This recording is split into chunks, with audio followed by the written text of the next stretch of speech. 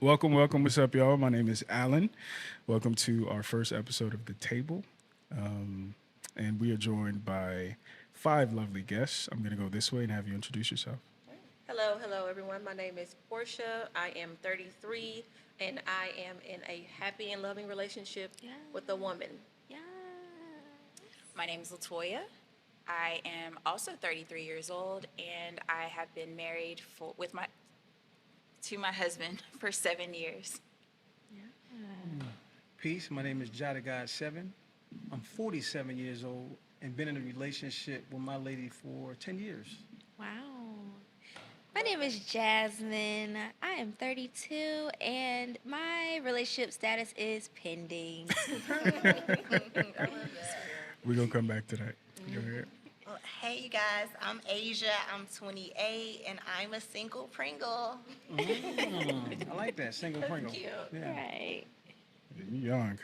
All right, y'all. So, like I said, the theme of this is the table, right? So, in a lot of conversations, we talk about the table, the proverbial table. What do you bring to the table? What is the table? I am the table. He is the table. I'm gonna start with Ja. What is your definition of the table, and what do you think people misunderstand about the concept? My definition of the table is outside of the social construct of what people feel like the table is, as far as man being a provider, woman being a provider, who has more say so in the household. My definition of the table is stability. You know, how to create an environment where man and woman and child can sit at a stable table, and you define it from there. That's my definition of the table. It's Okay. outside of the spectrum of what people talk about the table as. So Okay, today's we don't have people really sitting at the table. that's what we're doing. Yeah. That's what we're doing. Jasmine, what is your definition of the table? I think the table, kind of what y'all was saying, is what is agreed on or what is discussed as to what that table is going to be, what that table is going to look like, and it's the foundation of whatever relationship that you're going to build with each other. Outside of the social constructs of what you said, I agree with you on that. Okay, okay, that's really good. Let me go to Latoya. The table. Yeah. Actually, I'm gonna spin it for you. Yes, please. What are the different gender expectations of the table? What are men expected to bring to this table? What are women expected to bring to this table? Especially if somebody's been married. Okay, so entering my relationship, I honestly didn't even consider a table. I think where I was in my life when I began dating my husband was just curiosity. And I was also discovering myself. So I didn't really have any expectations other than, is this person a good fit in terms of allowing me to be who I am, express my joy, express my happiness, and those sort of things. I wasn't really thinking it in terms of how can they provide for me, because I did grow up with a sense of independence. And so I wasn't necessarily looking for someone to provide anything for me or to do anything for me. It was just, can I find a companion? And are we compatible? So when I think about the table right now, 7 years into a marriage, and the relationship has been over like 13 years, I see it as, what does a happy, stable, supportive home look like? And not what can I bring to that table, but how can we co-create that table together? Because I feel like the table is always changing. Sure. As we grow, our family is growing, our values are becoming more defined, our goals are expanding. The table is constantly changing, but as long as we have that mutual understanding of we've got each other, our table is perfectly fine as it is. That's good. I like that. Okay. Let's talk to the single and it's complicated, folks. What are your expectations for that table? So Latoya talked about co-creating a table. A lot of the conversation we hear on like social media is he got to bring X, Y, and Z to the table. I am the table. What's y'all's concept of the table? I'm gonna start with you.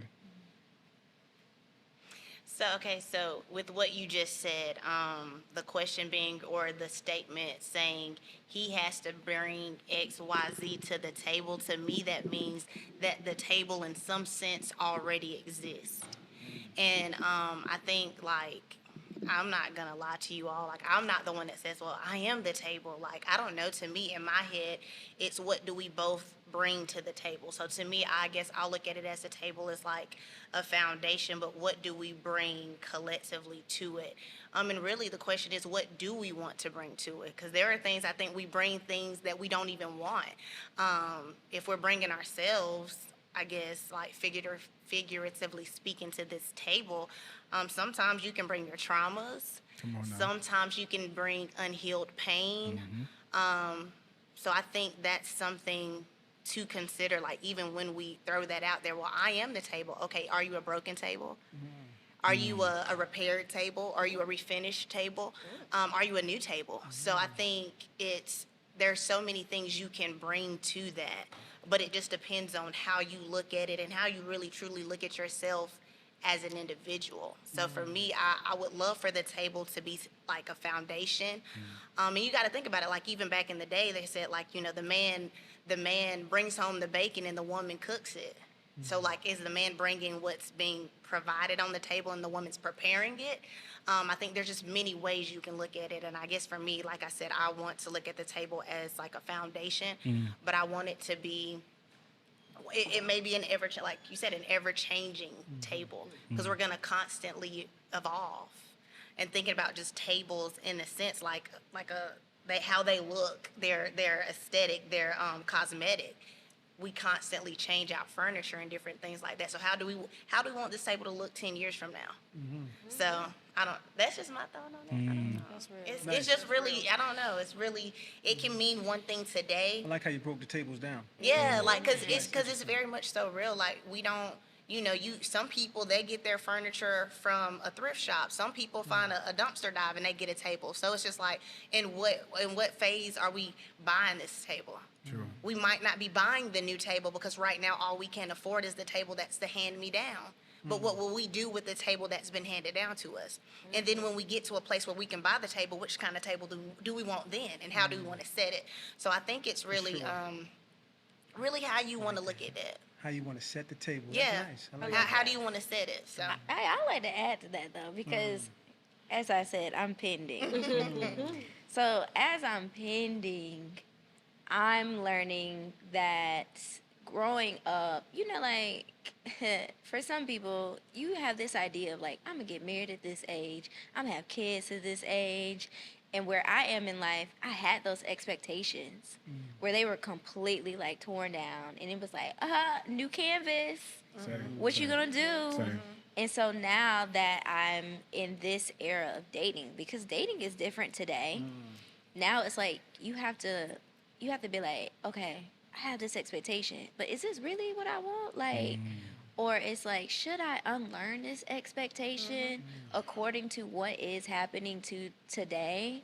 So it's like for me personally, I'm in a journey where I'm discovering like I have certain expectations, but then it's like, okay, do I want to keep this expectation or do I want to let go of this expectation and be open to something better? Has society had an effect on your expectations? Yeah, like I come from my parents that have been married now for 44 years. And they're older. They're in their 70s. So this is an older generation baby boomer relationship where we like that's a whole different ball game right there, where you stick it out with your partner and y'all make it work. But today it's like, do I want to make that work with this person? Like That's such an excellent Yeah. point, because you brought up an interesting point about like the expectations between generations, and also the curriculum too. Because our parents' generation, a good marriage was a marriage that lasted for umpteen years. For our generation, is like, am I happy? Am I fulfilled? In the whole nine. How is that affecting the process of mating and the process of settling or settling down? So I think that comes with your self-worth as a person. You have to be self-aware of who you are, because the thing about being happy and fulfilled, it's not the responsibility of the other person. It's your responsibility. The only thing that other person's supposed to do is add to what you've already have been creating for yourself. And you're supposed to be able to coexist together where they're an individual, you're an individual, and you guys are working and you're choosing to be together. Because I mean, that's the reality of a relationship. You're going to choose to be together. You're going to choose to work it out, or you're going to say, this ain't working out, and you choose to split up. I think what's tough about that is like when we hear stories about like our parents and our grandparents, that wasn't their paradigm. They needed each other. There was no I'm Yeah. coming in as an individual. Yeah. Grandma was 14, grandpa was 15. They ain't have shit. They built everything, Yeah. to your point, by themselves. But that's not going to work in 2023. So like, where do we go in establishing this new paradigm and making it work? Yeah. Ja, you got any thoughts on that?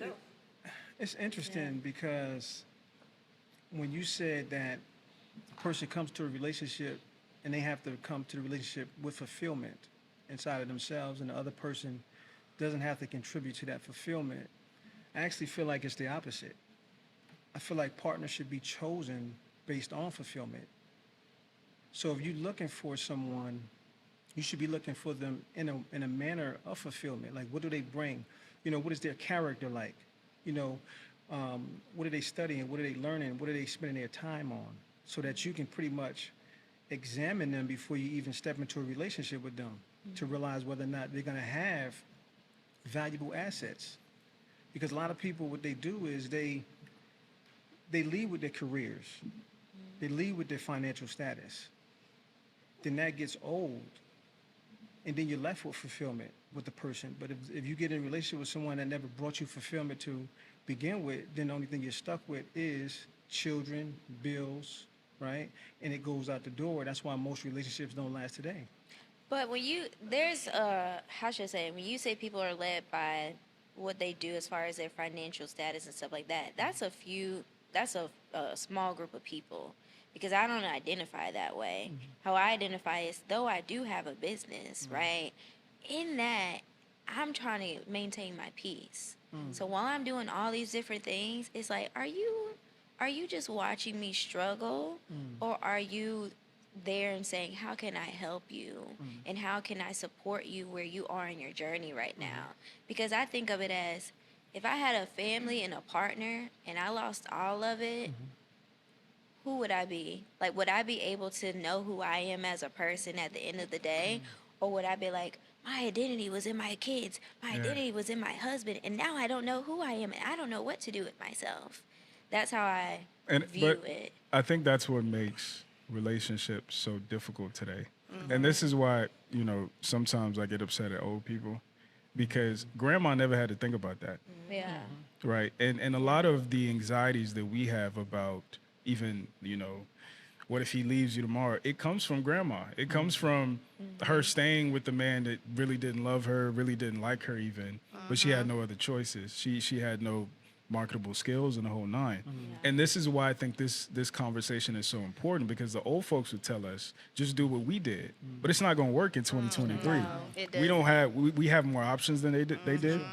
From More people access. to you know what I'm saying, opportunities and the whole nine. So like, how do we, I'm gonna throw this to you. How do we create a new workable system for us from 2023, 2024 and beyond? Like in the aspect of dating. Dating, relationships, with all these new options and the whole nine.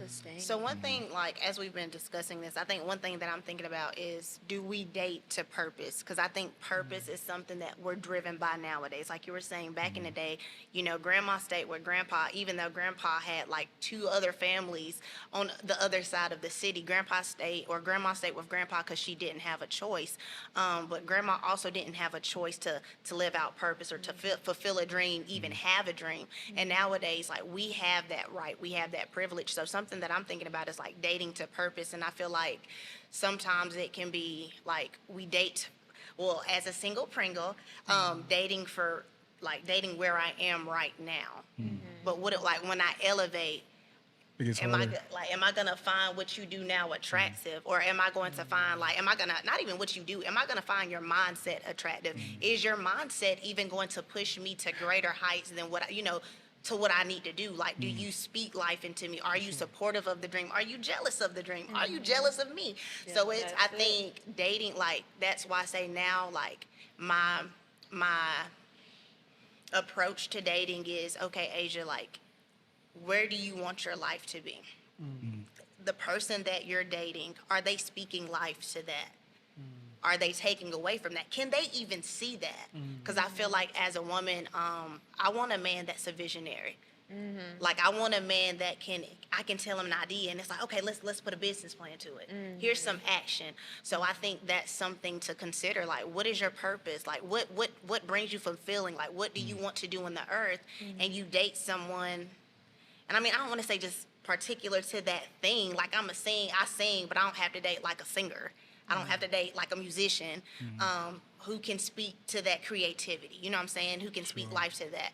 So that, I don't know if that even makes That's sense. interesting. I don't mean to cut you off. My daughter right now is 22, so when I was raising her, I used to always tell her that a good man is not hard to find. You just got to pay attention to his habits. I think habits are a very key indicator for men in like what you can expect future state, because I'm not trying to generalize, but in my experience, what somebody does regularly or how somebody does one thing is how they do pretty much everything else, especially as a man. My husband has taught me that. He's taught me this about other men. He's like, just pay attention, like be observant, as you said. And so when we're going back to the conversation of like, how do we, set ourselves up for success in terms of like relationships, whether it's dating. I even consider relationships just your entire community, which is to me what is the most important thing about like looking at relationships and the trajectory in which it can take. So if you're with someone who, they are closed-minded or they're very isolated and they tend to isolate you, to me that's a red flag. Because as you were saying, a lot of the fear comes from, oh, I don't want to end up alone.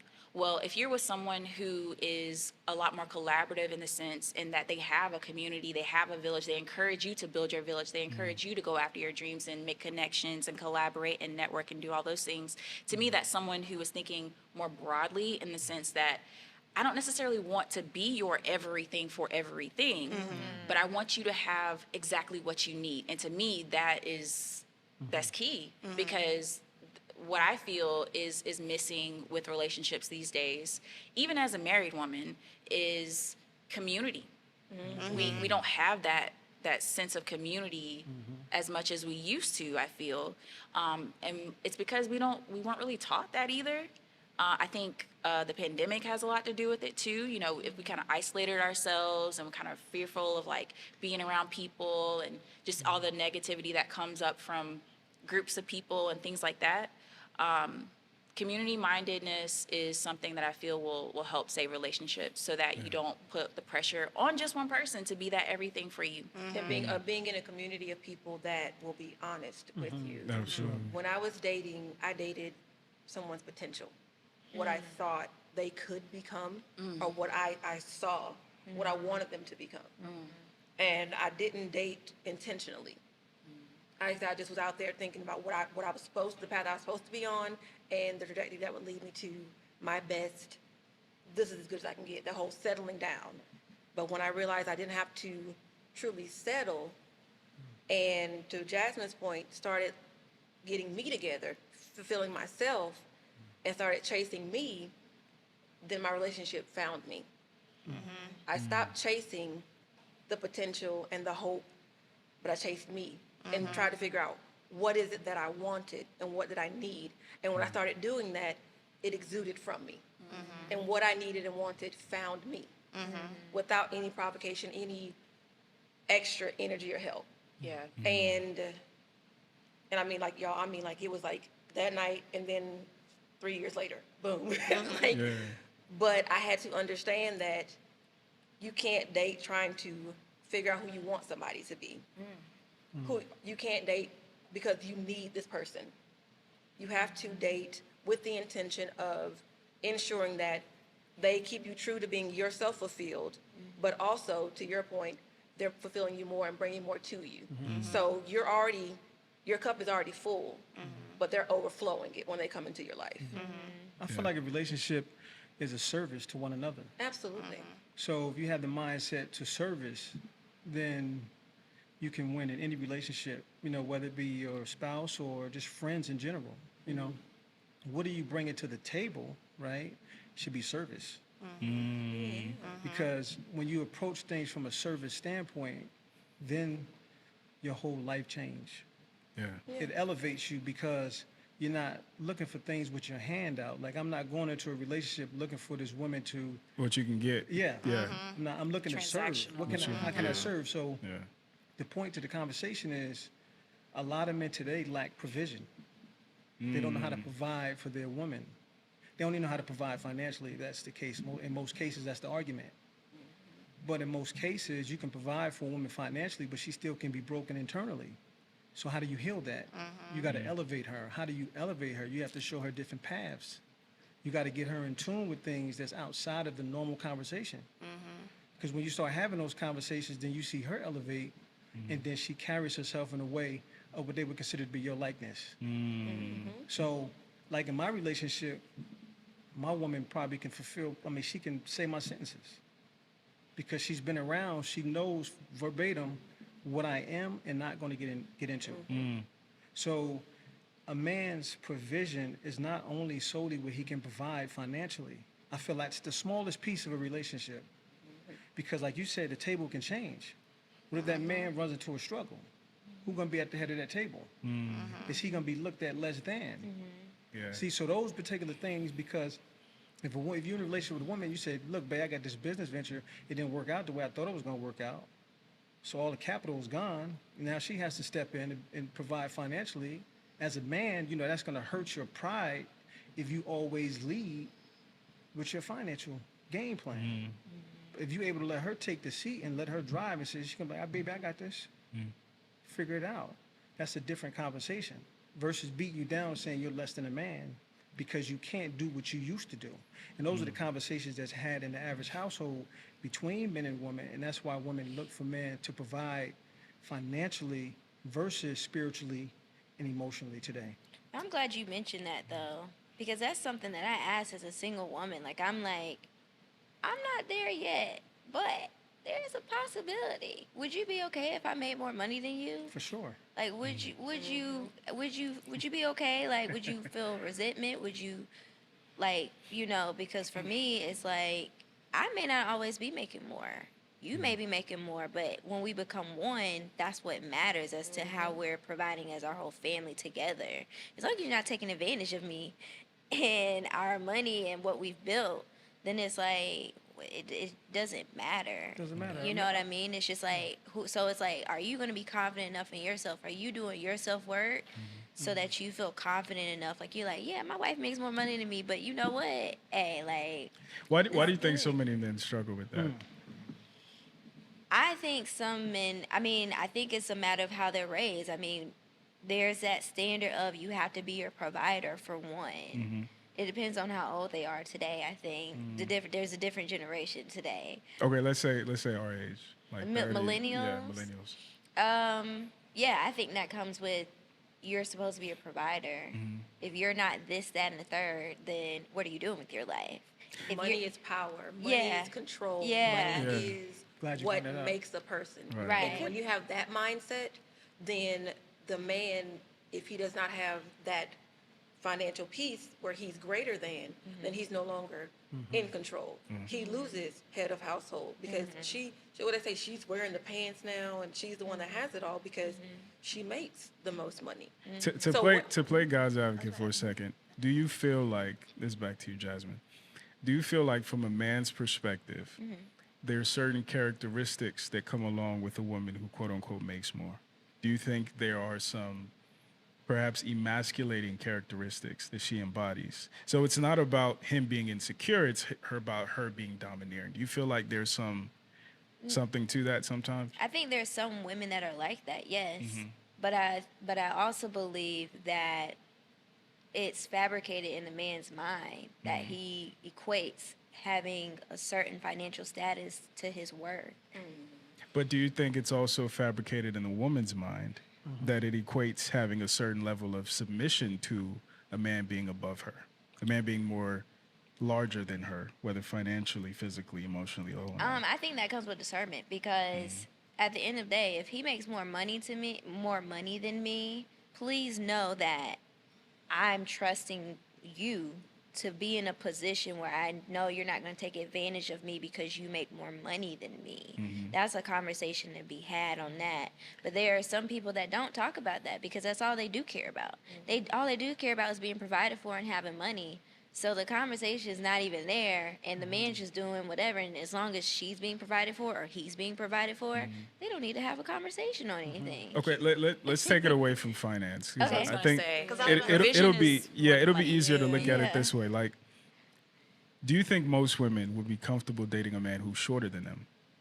Shorter than them? Most women? Yeah. The answer is no. Why? I mean, I think one that's based on society and the standards that's just been thrown out there in the media for one. But being realistic, some people don't care about that. They're like, as long as you're good to me, that's all that matters. Because there are some women, I will say, they're taller, and there are people that will be like, oh my God, a tall woman, and that's all that they care about. They don't care about her heart, they don't care about her spirit, who she is as a person, just because she's tall. That's all that they want. So, I think the point I'm trying to drive at is like, a lot of times we talk about how some of these traditional societal expectations affected men yeah. and our ability to be in a situation like you described where Yeah. he's less than the woman. But we don't talk about how it affects women. Like, the reality is most women would be uncomfortable with a man who makes less than them. Most women are seeking, like, if every woman had it their way, the guy would be larger than life, more intelligent. I want him to lead me, learn something, the whole nine. So maybe subconsciously there is a different way that women talk, and you know this as a man. Yeah. He knows this as a man. There is a different way a woman talks to you when she sees you as less than For sure. versus seeing you as more, and she might not even be conscious of it. Yeah. Yeah. Right. So I think men should receive a little bit of benefit of the doubt. And I think it's more difficult these days because some people look like money, but they're broke. Yes. Right. Yes. And they're looking for somebody else who they can look good as a unit with, but they both broke. Right. So they don't respect the guy in a Honda, but he has a 401k. They respect the guy in a Ferrari or Mercedes, but he doesn't have any money saved up. But if you break that down, right, it's a matter of priorities. Like, for me, if a man is not making as much money right now, right, if I know that you're working towards having more for yourself and you're showing me that you're disciplined, that you're consistent, that's what matters to me. I'm a play. I know that sounds crazy, but No, it doesn't. No, it doesn't sound crazy I'm at all. play on what he's getting at here because I understand it. So, in my dating world, I typically made the most money. Every man I dated, made more money than them. yeah. You gonna pipe down when you talking to me is how I approach the situations. And I'm like, no joke, like, oh, you don't have enough to cover your part of the rent this month? Don't expect me to cook for you either. You need to, I just told one, you need to go talk to your mama about where you're gonna stay this month. That's You feel real. me? And I'm being honest because it's like, if you can't provide Yeah. with me Yeah. and I'm doing all the work, I'm the man, that was my mindset. I'm the man right now. Yeah. What do I need you for? Talk to me when you've got what is necessary to keep this household intact. Because if I'm the one that's doing it, That's tough. I don't really need you. What do I need you for? It's tough. I mean, that was a horrible way to be and think. Yeah. But that was me because I'm strong, independent. I'm making Yeah. the money. I got the car that works all the time. I'm all of this. Yeah. What are you bringing? But to me be besides fair, stress? that's more consistent with the majority. The That's- majority, that's what I'm saying. like the That's majority what of we women are. won't admit that. Yeah. But yeah, if she doesn't look up to you in some way, shape, or form, most women, in my experience, my little pimping journey, They're gonna like, demasculate they you. listen, Yeah. listen. Most? What Well, data points are we using there's a here? large I think majority. it depends. but- I think it depends on what it is. Because, like you say, you want somebody that's visionary. If I ask you what are your goals and you don't have nothing in mind, I'm like, all right, well, I have goals, and so at this point, I'm assuming that you're not gonna understand where I'm trying to go. Which is when you talk about compatibility and your priorities. Yeah. So in our relationship, the position of the breadwinner has changed several times, and even when I was the breadwinner, and we had to have those conversations about our finances and how things are going to be taken care of. But to me it goes back to like, what are your habits? If you're taking care of yourself and you're taking care of the things that you have, even when you are not the primary breadwinner, I'm okay with that. Right. I'm totally okay with that. Now I would not demean, because we've had that conversation too. He's like, I don't care if you make more money than me, just don't rub it in my face. Right. I'm okay with that. Like, that's fair. That's plenty fair. But to me, it's all about like, I need to know that even with what you have, like, you're taking care of that. Like, to me, Right. that's what a provider does. Like, can you make sure that the house is kept up? Right. Like, I don't have to go hire a handyman to go fix something because, you're attending to what needs to be done in the house or whatever the case may be. Like, it doesn't always have to be about, can you pay this bill? Right. But can we take care of the things that we care about together? Right. But I think, again, I have to represent the brothers, right? I think what you're saying is a thoughtful response to that type of situation. But the reality that a lot of men are encountered with in the wild is like, most women aren't thinking that deep.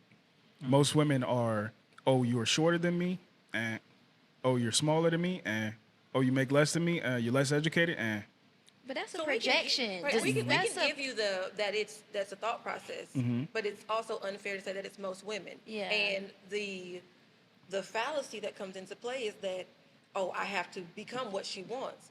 If this woman is presenting these things to you and you see her in this light, because if she's that way and she's that shallow, it's going to be evident in No. everything that she does. I don't think it's a shallow thing, actually. Well, What do you think it is? That's just my personal take on it, because it's like, oh, my girlfriend doesn't like that I'm taller than her.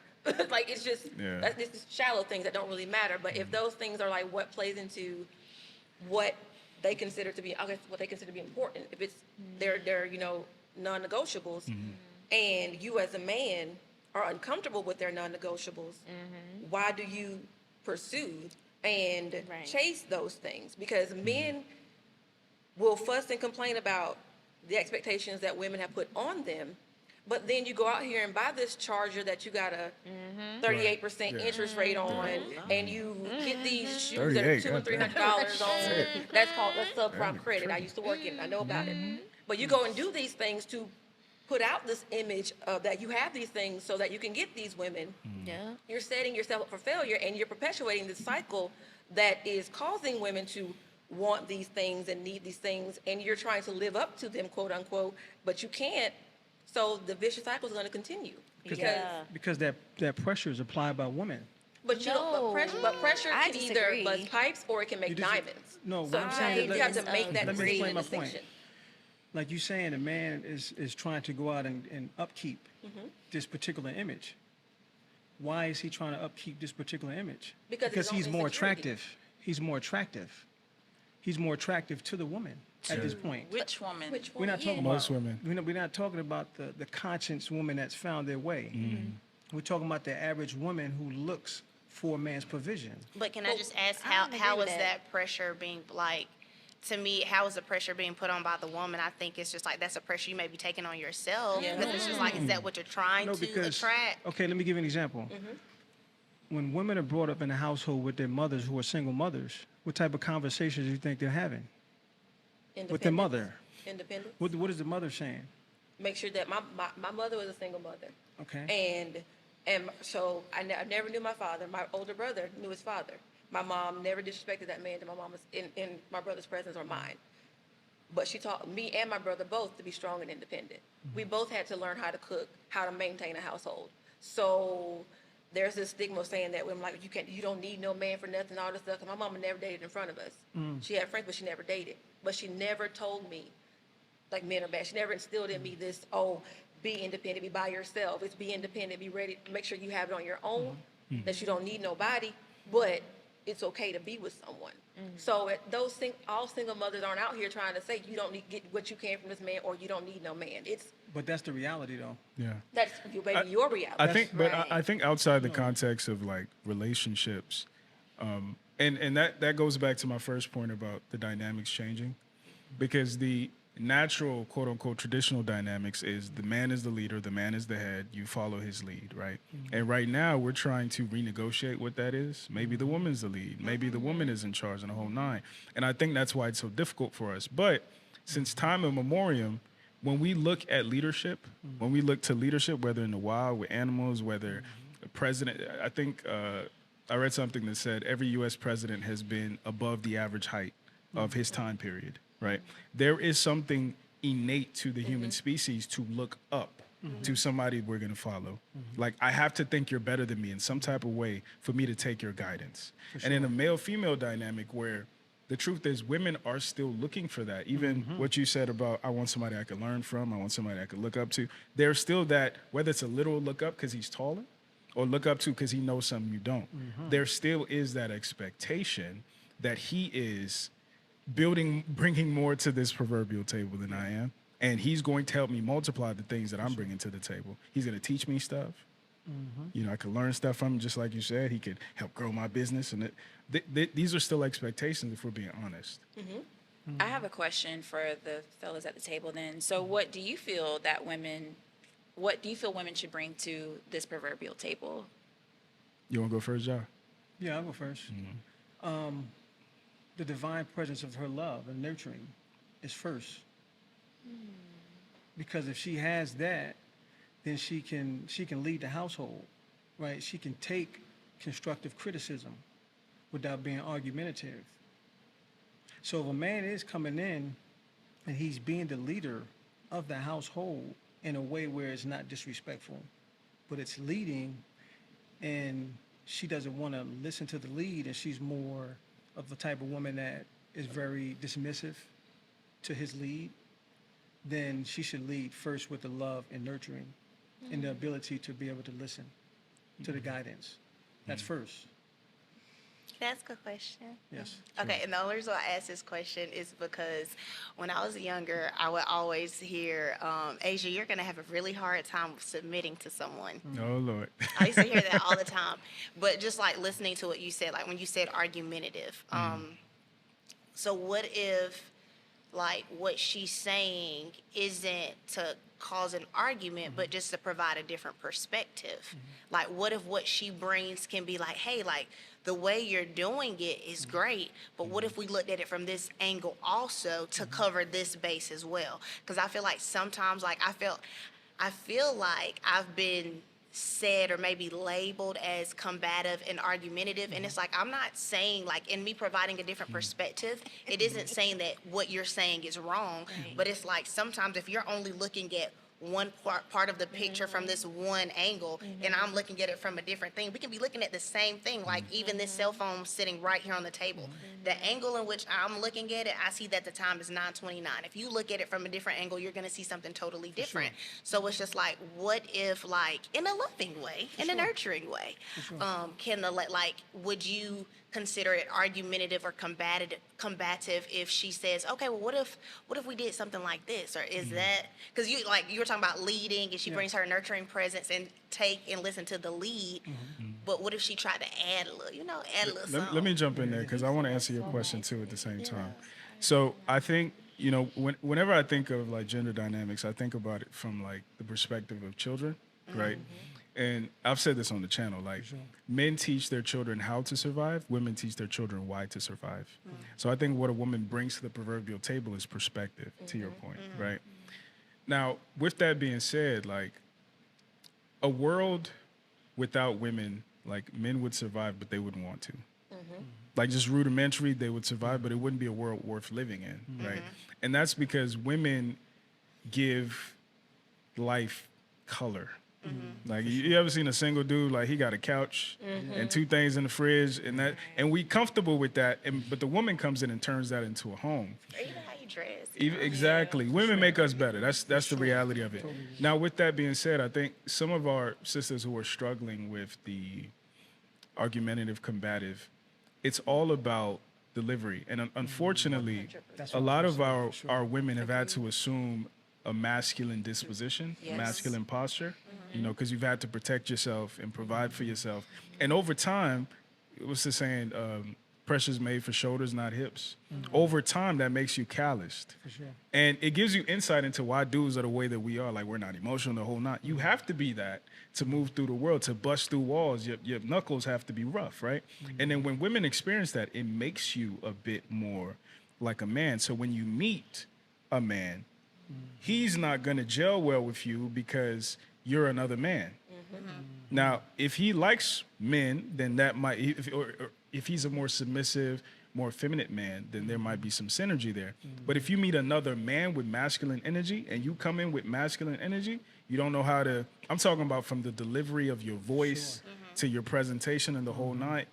Men like soft because we have to be hard. For sure. And unfortunately, I think a lot of what we're seeing from our women in particular is a lot of things have made y'all hard and you don't know how to be soft anymore, unfortunately. That's why I said to lead with love, because that's important for a man when you lead with that energy. You know, we can receive anything. Okay. That was just my question. Yeah, we Just can like, receive if I say anything. it in a loving way, But if Said, you're, oh yeah. like the perspective. Well, I think the first thing though, like a lot of what I hear from people is like, she doesn't trust me, right? So I think first and foremost, like you have to do your vetting and due diligence up front. Yes. To know the caliber of man that you are, so you're not questioning him every two, Sure. 3 sentences that he makes, because it's gonna irritate the man. Sure. So that when you are pillow talking or giving him that back rub and telling him, well, babe, did you think about it like this? He can better receive it. But if you're constantly questioning his intelligence, because that's how it comes off to us. For sure. Like, you think I didn't see that? I saw that twice before you did, right? Then it becomes like, oh, she thinks she could do my job better than me. And it was interesting, and I think I asked you this during our interview. yeah, you know I'm over here boiling. Yeah. I think I'm on the edge of my seat. I think I asked her this during our interview. If you were a man, like if you woke up tomorrow and you were a man, what kind of man would you be? Now, I've asked every woman I've interviewed that, and I've asked every man I've interviewed that. I found something. Women claim that they would be just a male version of themselves, on average. Men claim they'd be a completely different person, which lets me know that men, on average, based on my interviews, right, men have more of an appreciation of the complexity and the difference of femininity in the woman journey than women have of the men, because a lot of women think they can simply just step into manhood with what they have in their disposition. So they don't see value or the difference of value that manhood brings to the table. Hold up. I don't Pause. agree with that one either. Hold on, because I don't agree. I mean that's an interesting perspective, but I don't think it's that women don't see the value, because Right.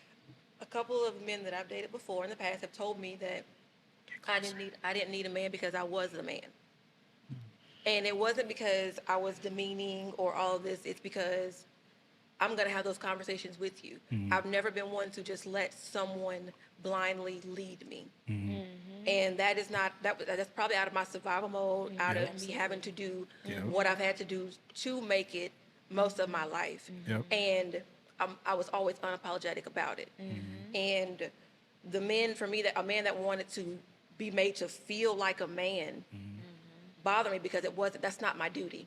Right. It's not my job to make you feel how you should always feel. And it's not my job to make you feel better about the fact that you feel less than because of me. Because that means that there's something wrong with you, that you're not doing enough of. Because I thrive in my feminine energy when I'm in any kind of relationship. I thrive in it.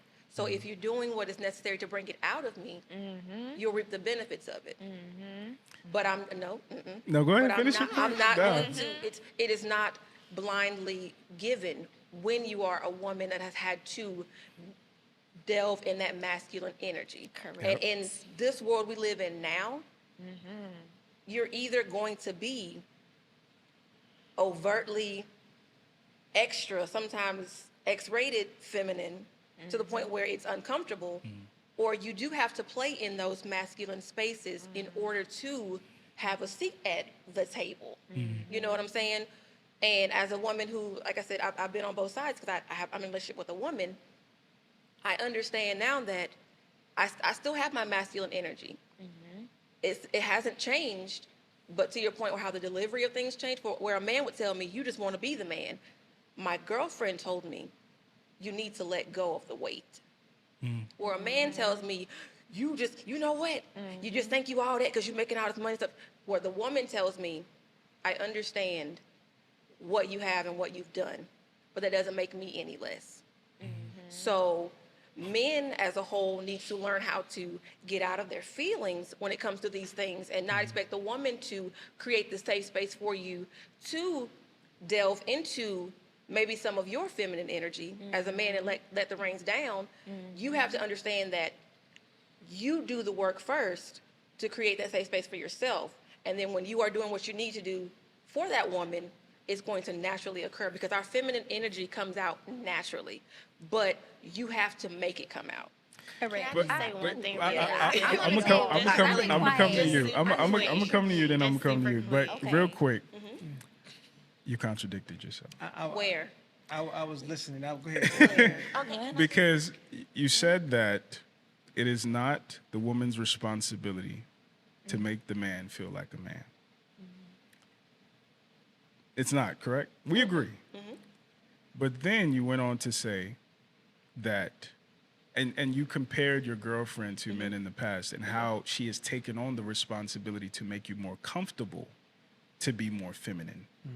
So you said it's not your responsibility to make me feel like a man, but it's my responsibility to create an environment that's more comfortable for you to let your guard down and essentially be more feminine. That's a contradiction.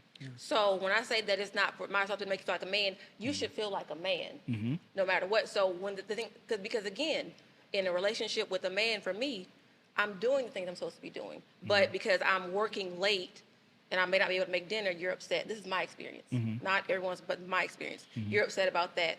Or because I'm choosing to go out with my friends, some happen to be male, it makes you uncomfortable. So when I say that feel like a man, it's about like not the whole, oh, let me make sure you feel like you're the head of this household, but more so like you're not making the money that I'm making, so you feel bad about yourself. You're not where you want to be in life, so you feel bad about that. That's not my responsibility to make Okay. you feel that. That's what I mean in that. We'll come in back. that Let's space. go to John. It's not that her girlfriend is taking on the responsibility. It's that she's aware of what's happening. That's a So responsibility. if a Yes. man said the same thing to her, her femininity would still come out. It doesn't matter. It's not the person taking responsibility. It's that they are acknowledging that this is what they're seeing, And so you're- and they're validating her feelings of But that's what she's work. experiencing. That's work. yeah. There's Which- a reason therapists get paid what And they that's get where paid. the self-work Validation comes is from work. individuals. Acknowledgement is work. That's different than me making. Yeah. As you should know, you're a man. Yeah.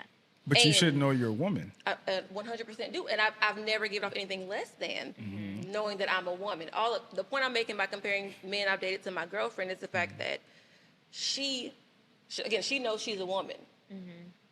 She's not threatened by the fact that I have masculine energy. That I'm out here, like I said, the whole working hard, working a lot, being out, kind of controlling sometimes. Those things she recognizes as being part of who I am. And so that it makes me feel like, okay, when she says something that needs to be, that corrects me, it's not with that whole condescension going on that a man can sometimes, because men, when they do that, they do it in a condescending manner. They make you feel bad for being in this masculine energy you had to be into for a long time because it's what you've done, rather than trying to unpack it with you if they're not ready to be that man, quote unquote, I guess. Does that make sense? But I think it speaks to the difference between men and women, right? There's an OG of mine. He said men struggle with power as far as like the dynamic of feeling weak or feeling strong. That's our insecurity. Women struggle with shame, right? And I think that I encourage men to be mindful of that when dealing with women. Just like you said, create an environment where she doesn't have to live in shame. However, it seems like women aren't willing to create an environment where I don't have to feel weak. That's a Can lie. I pause? Okay. Wait, pause? can I Okay. actually make my point? Go ahead. I'm sorry. Okay, because I really Go. want to just bring it back in and just say, like, honestly, from what you said, and you talked about like delivery and how we say things, and she even mentioned it. I think sometimes what we fail to realize is that we really want the same thing. You just said if she can come with a loving and nurturing thing, like we can present your perspective, but it doesn't have to be condescending. And even when you were talking about with like, well, with men, they would say this versus my girlfriend says this. So it's like, to me, where we miss the point is that we all can just fix our delivery. Like, let's just not be 100%. condescending. Like, even in what you were saying, like that's the thing. Like, what the struggle becomes is because of how we present it, how we say it, how a man says it to a woman, how a woman says it to a man. So that's where I was just like, okay, like I feel like we're making the same argument, 100%. but again, from different perspectives. Right. And I think sometimes that's where we sort of kind of. I think my biggest thing has been like we have to acknowledge that we're different. Oh, definitely, 100%. and 100%. and part of that difference is there are certain things that I have to have grace for because you're a woman. There's a certain way, just like you said, with perspective. There's a certain way you're gonna see shit, and I have to be mindful of that, and I have to be sensitive to that. Similarly, there are some unique sensitivities that the woman should have for the man. I What, agree. what, 100%. what I'm reporting, because this isn't necessarily my experience, but I interview a shit ton of men. I'm followed by a shit ton of men. And they're saying that while we are trying to work on having those unique sensitivities for the woman, women aren't even acknowledging that we have unique sensitivities. Can I pause? Hey, can I please? Because I need to get this out. Yes. Get it up. We talked on deliveries. Great. We got that out the way. But a man and a woman are completely different, right? That should be celebrated. Great. But what we're failing to also mention, you mentioned that we want a woman that's loving and nurturing. You too can be loving and nurturing. So are you tapping into your femininity? That's what I'm we're saying. because we're tapping into both. So you're saying of having the grace. The thing Okay. is, the grace was already here for us. The grace, it seems, was not there for y'all, for women, because if you're being inconsiderate of a woman's feelings and the things that she's going through in order to make you comfortable, right? To what Portia said of, it's not my job to make you feel like a man.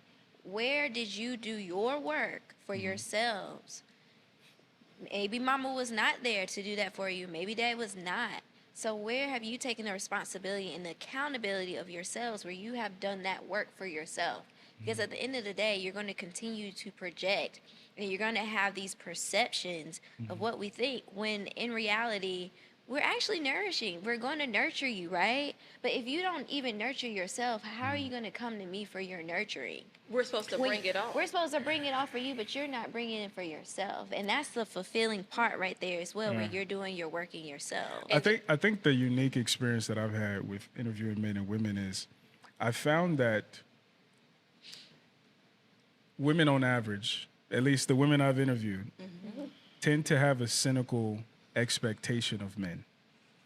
And it's this posture of you have to prove to me that you're good enough, while simultaneously expecting that he assumes that you are good enough. Most women aren't coming to this proverbial table acknowledging their faults and saying, this is what I need to work on. Most are coming saying that this is what you need to work on. So even when a woman is encountered with a man who was raised by both parents, there's still an assumption that he has some emotional shortcoming or he doesn't express himself properly. And unfortunately, what happens, or at least what I've seen happen, is some women talk to men from a place of emotional or intellectual superiority, and it sets that precedent, and that's what makes him defensive, because now he feels like, oh, Challenging. you're challenging me and you're expecting the worst out of me simply because what? I'm black. Right? And that's been a lot of men's expectation. So my only kind of argument has been, if men are expected and are being asked to have grace for women and and understanding, do our due diligence to understand all the intricacies of what the woman has been through, even her natural cycles and the whole nine, and how that affects her disposition. There needs to be that work done from the female delegation for men.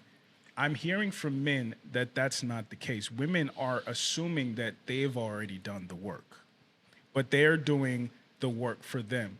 And I think a perfect example of this, if I was to ask a group of women, you know, why are you or your female friends single? Most women would say, I don't know, right?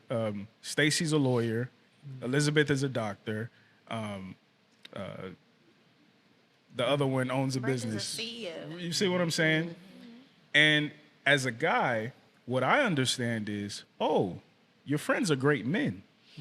Because you're evaluating them from a feminine curriculum for men and not acknowledging that the way that men are going to evaluate them, it's a different set of rules. We don't give a shit that she makes six figures. What she look like? We don't give a shit that she's a doctor. What she look like? What's her disposition? What is her skin like? And I think that's what gets lost in this conversation, because we're assuming that our curriculums are the same. I was going to No, say they're that not the too, same. because I feel like the most challenging part of this entire conversation for me is the rigidity in these roles, which everybody has their own preferences and how they approach relationships. I think it's natural to take a stance on that so that you can bring your best representative when you are out in the world dating and things like that. Now, I will say, like, it sounds hella ghetto It is. in the dating pool right now, and I feel for y'all. In saying that, I feel like the rigidity of these expectations, though, is really what the cause of all this, like, the cynicism and even the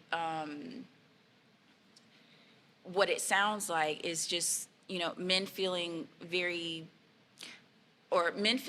powerless to this, like, Men don't know how to bask in their feminine energy. well, And that's what I the was problem. saying. They don't know We'll how get to that. go We'll there. get to I that. think that we cannot today in 2023 have the same traditional values and approaches to relationships as we have in the past, because things are so different. And so to still come to the table with those traditional values, you're kind of already setting yourself up.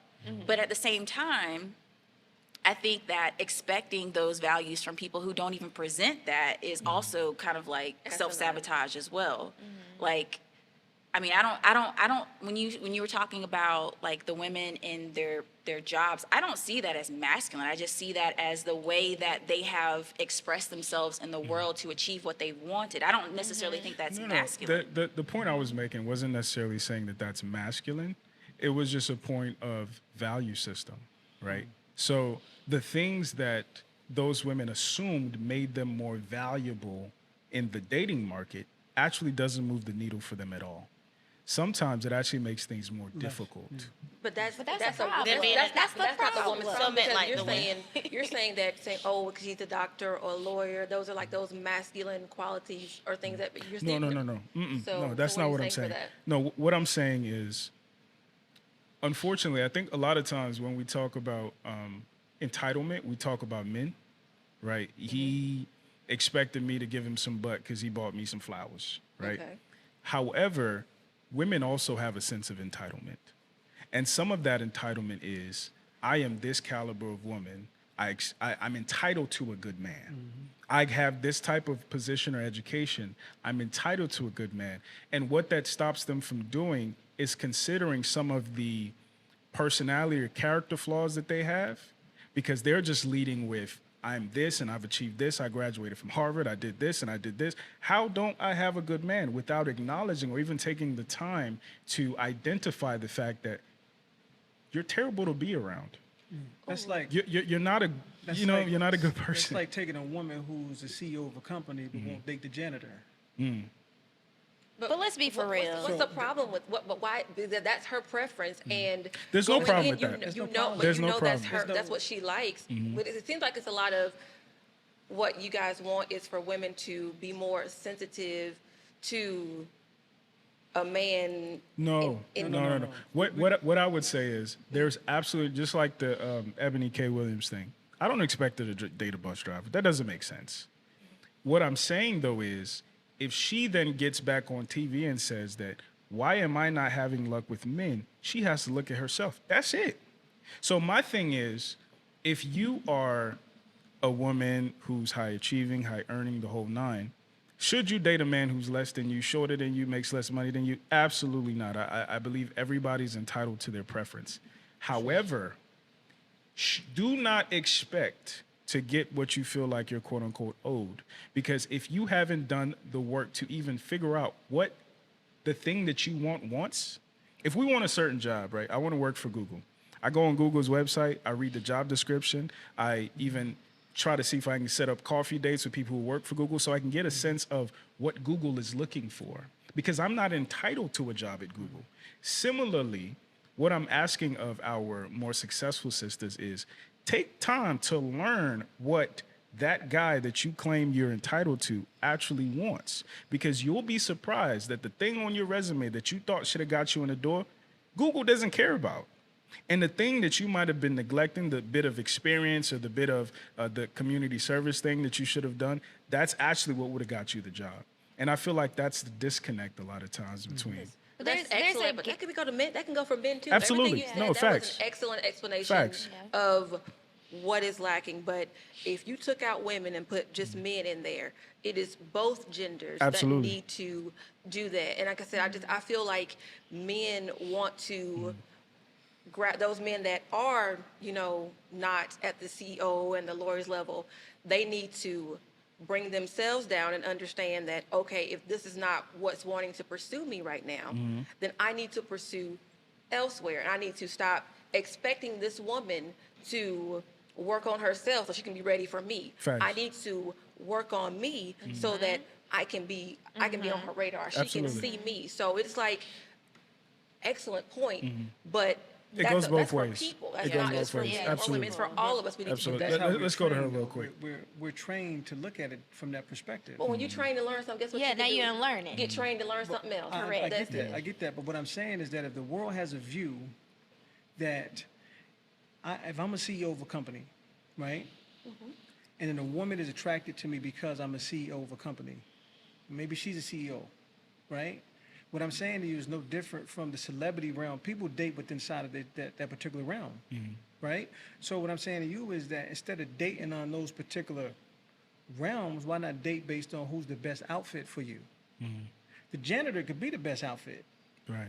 but in your mind, you're thinking that this is less valuable, but this could be the one for you versus, I got to date Denzel Washington because I'm Halle Berry. Right. See what I'm saying? Right. Oh, yeah. So the Yeah. point that I'm making is you can see it fails over and over again. You got plenty of examples. Dating a celebrity doesn't guarantee the success of a happy relationship. It doesn't show. That's right. Dating somebody that has equal amount of value financially doesn't equate to a successful relationship. But it's at the top of people's priority It's at the list. top of people's priority. But the thing is, that's people continually blinding themselves by that illusion. That's not a real reality. The reality is if you're looking for a love mate, then it should be looked at differently. You ready? Right? It should be looked at differently, not just from the perspective of what do I have that I can give to someone else and what do they have that they can give me. Right. Because see, at the end of the day, it's about love, no matter how you break it down. Finances don't equate to love. So if you're dating based on what I have and what I can provide, right, then you're setting yourself up for failure at the end of the day. But Right. again, that's men. Oh, let's Can go. we Let's go go to back? Aja real Yeah, quick. go ahead. 'Cause she been my patient. Go ahead. Oh, yeah, I really didn't have anything to say. I was just chuckling because, like, when you were talking about, like, okay, for men, like, y'all need to date to value too. Like, if you work at McDonald's, like, okay, maybe you don't need to go for the CEO or the owner of your McDonald's. And it just made me think of Kevin Samuels, God rest his soul. And it makes me think of these buzz. I saw her face. I'm sorry. Once you started doing that, I'm sorry. No. no, God like, damn. no, but Bless the like, dead. right, because I'm, the man, he passed away, so God rest his soul. But I'm just saying, like, to me, like we were talking about earlier, like these buzzwords, like another buzzword is a high value man or a high value woman. Like I said, I really didn't have anything to chime in, but to me, just hearing like how you were talking, like, okay, Kevin Samuels would say, well, like, okay, well, you're a size 10 and you want a CEO and you think he's gonna look at you? Well, so I think Like, I think a CEO would go for it. I didn't hear about wanna those give roles. a I just think it's historical just lesson right we need quick. to understand that it's not. There's nothing that's just fundamentally an issue with just this gender or just that gender. It's Across the an issue. board. It's across That's- the board. no, It all that's- needs to that's be not done. true. And that's the thing. That's so that's not what true. I'll You just I say. think there's some overlap, but just like I said, just like we need different things, we have different problems. There's some problems that are unique to men. There's some problems that are unique to women. And all I'm asking for is like space for us as men to be able to air our grievances to y'all. Just So like have y'all it. So have have space. it. You have it with the So right has woman. the- With the Yeah. right woman. I No, think no, that's the thing.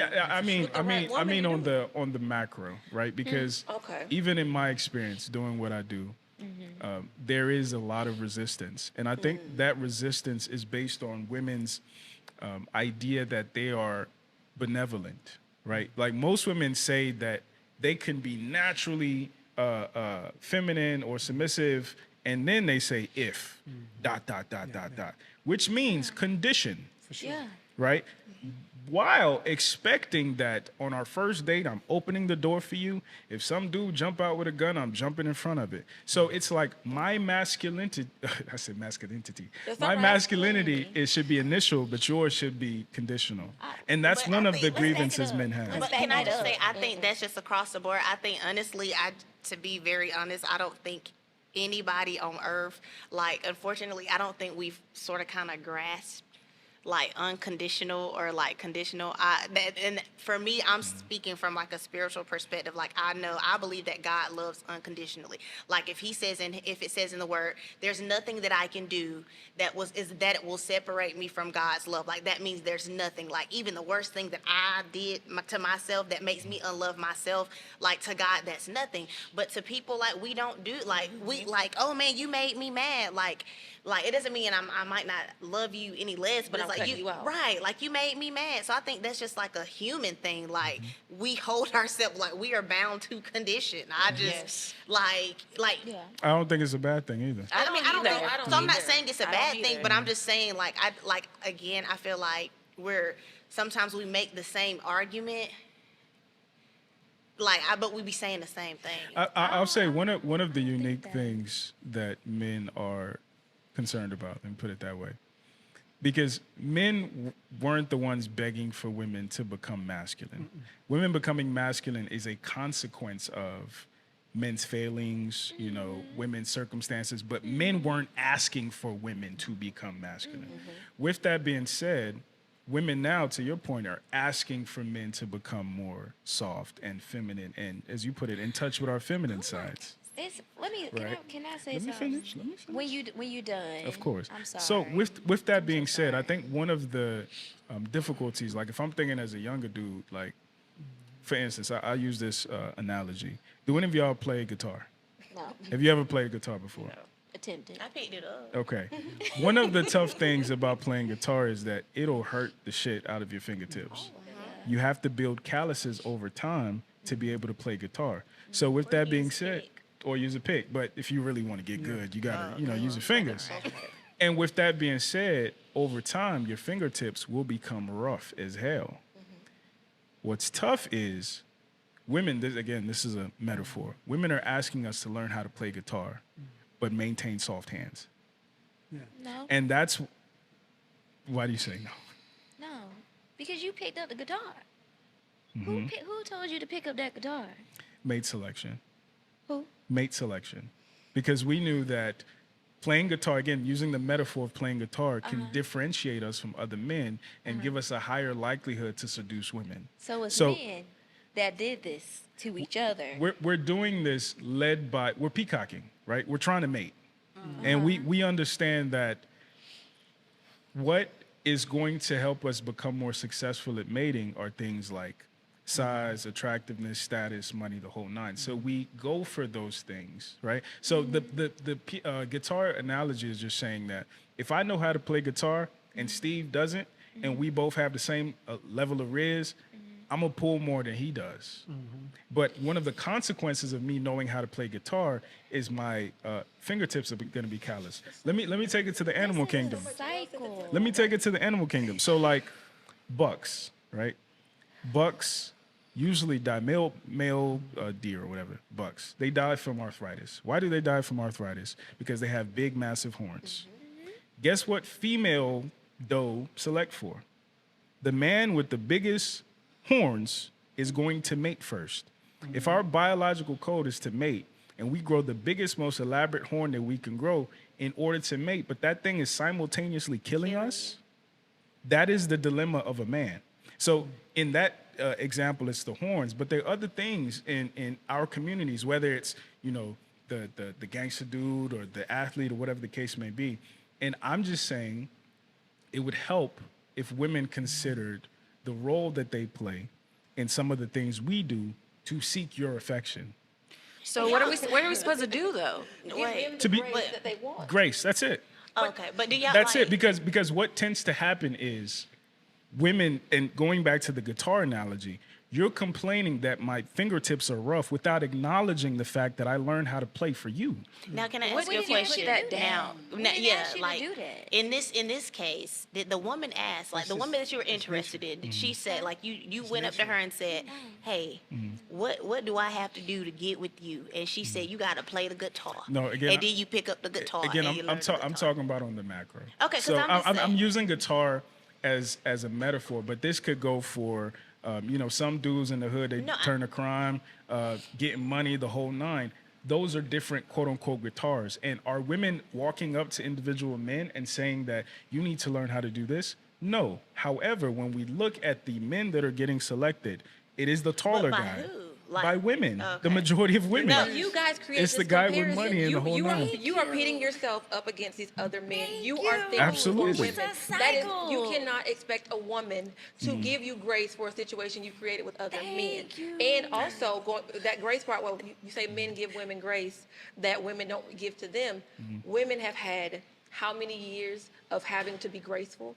And when the moment we step into our own and we start to realize that we can exist in the masculine and feminine energy together, men are all of a sudden, well, notice me, see me for who I am, but let me be. You see what I'm saying? So, It's like that. Hold on. It's like you want us to fix ourselves. Make sure that we're not giving off masculine energy. Make sure we're being this feminine woman for you. We're making sure that we see this table as this construct of us working together. But also, in all those things, make sure if the man don't have this, and this, that you've set forth these standards on by other men, not women, by other men, and in your back of your mind, it's because you think that women want this, but you're really doing it because it's what you think women need. Then, if you don't have those things, that woman also has to give you grace on top of everything else. Correct. But Did anybody here's- ask? Right? Who asked you? Here's the thing, anybody right? ask, like, what the Here's the woman thing. Like, I remember there was a Bill Burr, the stand-up comedian. No. Yeah, well, he's this white dude. He's funny as shit. But Bill he Burr? did, he did a set talking about how white women are now social justice warriors, and he basically talked about how like during people's oppression, y'all were our sidekicks. And now you're taking the posture of being the oppressed, even though you were the oppressor. It wasn't as overt as the white man, but you he said you stepped your Gucci booted boots over the oppression line and you want to now claim victim. And I say that to say, we entered this conversation kind of assuming that the grace was one-sided. So grandpa didn't give grandma any kind of grace. He was Grandpa, out here running the streets. but see, again, these assumptions are fundamentally flawed because sometimes when grandpa came back from Vietnam or he Grandma came had back another baby. from Germany, he came back to find somebody else's kid. and he raised that kid. He But left we some don't in talk Korea. about He that. had some. He left some in But- Japan. My uncle did the same. But- Be for real. But see, Come on now. hold on, Come hold on, with the same hold on, name hold on, now. Same hold on, year. hold on. I had two or three My families. point, my point is Sir. this. My point is this. When we talk about grace, we talk about it from the perspective of assuming that one party was benevolent, aka grandma, and one party was vindictive, aka grandpa. So even in the scenario I just gave you where grandpa had to raise some other man's child, you will come up with another scenario as to why maybe he had another family, but when it's the other way around, we don't default to coming up with other assumptions. Like, for instance, grandpa beat grandma's ass. We don't say, well, grandma was probably fucking the milkman. We don't say stuff don't? like no. On the macro, that's not how those conversations are had. But whenever it's time to acknowledge the ways that men are hurt, we have to rationalize. And it's not even a black thing. I think generally, we don't know how to view men as victims. We don't know how to view women as perpetrators. So we will justify it in our mind as to why this man deserved X, Y, and Z, or why he was morally unjust and he had it coming, or whatever the case may be. But generally, we don't do that to women. All I'm asking is, if we're going to expect men to be, to have softer hands, to my analogy, and to have more grace in the whole nine, we have to, first of all, acknowledge the reasons why, whether overtly or covertly, women have also participated in the things that made our hands rough. Now, whether women asked us to go to war or whether women enjoyed the peace that was created from us dying, it's part of it, right? And all I'm saying is, instead of this culture of, well, men need to be more, we need to take a beat to acknowledge all the things that men, for better or worse, had to become for you. What's crazy I is wanna how stop you. women are always I on that wanna what, stop what we you need men to do now. and what we need men to be. We do harp a lot, I'll give you that. But also, during this entire conversation, the men have told women what we need to do based on the larger grand scale. But in the grand scheme of things, the ones sitting at this table don't share those grandiose ideas, those that everybody else has. So is it really on the grand scheme that everybody thinks like this? Or are we looking at what social media is putting out there, or just who you've come in contact with? Oh, no, I who was just have those answering your question. Small-mindedness. But No, I was answering the question of how can men become more in touch with the feminine side? Grace. How can men feel more comfortable, not necessarily resting our value on how much we make or how tall we are and all that stuff? Grace. Because the reality is, and this is part of what's not discussed, a lot of young boys, part of the reason why they grow up to be future and pimps and the whole nine is because when they were growing up, they were gaslit. They were told that you buy a girl flowers and you nice to her and all this stuff and she's gonna fall in love with you. The reality is not that clean. But that's not our fault. That's I'm not, another no. man's. I'm not saying it's your fault. I'm saying that you had a role in it.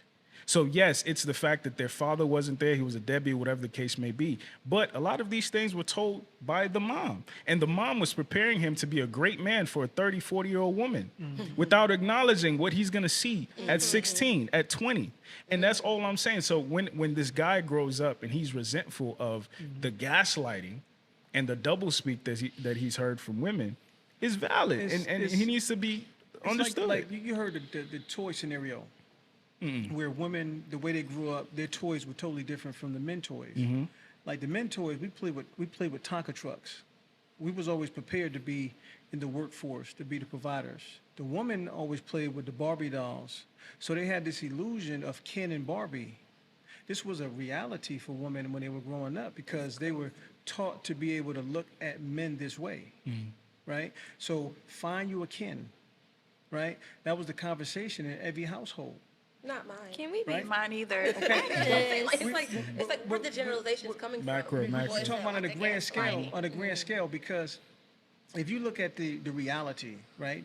Just got to look at the reality. We're not talking about the small, minute realities. We're talking about the grand reality.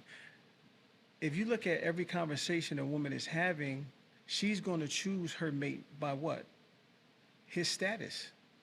So No. what Obi was saying is, if you look in the animal kingdom, this is nature. This has nothing to do. Like go back to the macro, Mm-hmm. right? If you go back to the macro, I want to hear what you had to say right? after So he's you done. go back to Yeah. the macro. Let's just take lioness and lions. What do lions do?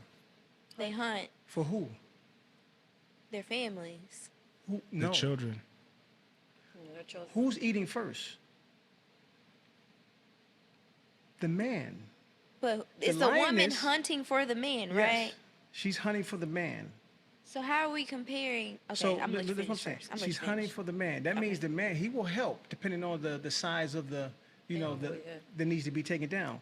But the reality is if there's a group of lioness, 3, 4, to maybe one male, maybe 3 males, right? If the woman is going out and they're staking out dinner for the male, and then they allow the man to eat before they even eat, that's nature, that's law, right? So if we look at that in every kingdom, But why though? right? Why? No, I want her to answer. I want her to see. If you look at this clearly, without feelings and emotions, right? Not based on what you was taught and I was taught, and we look at law and how things operate, then why do those things not fall in place when it comes down to man and woman in today's society? Logic and So we're reason. talking about We have logic and reason. Logic We're and- not animals. We have logic and reason. No, Jazz, what you got? Yeah, go ahead, Jazz. you said. Let me say. You said logic and reason. Logic and reason was taught. That's not divine nature.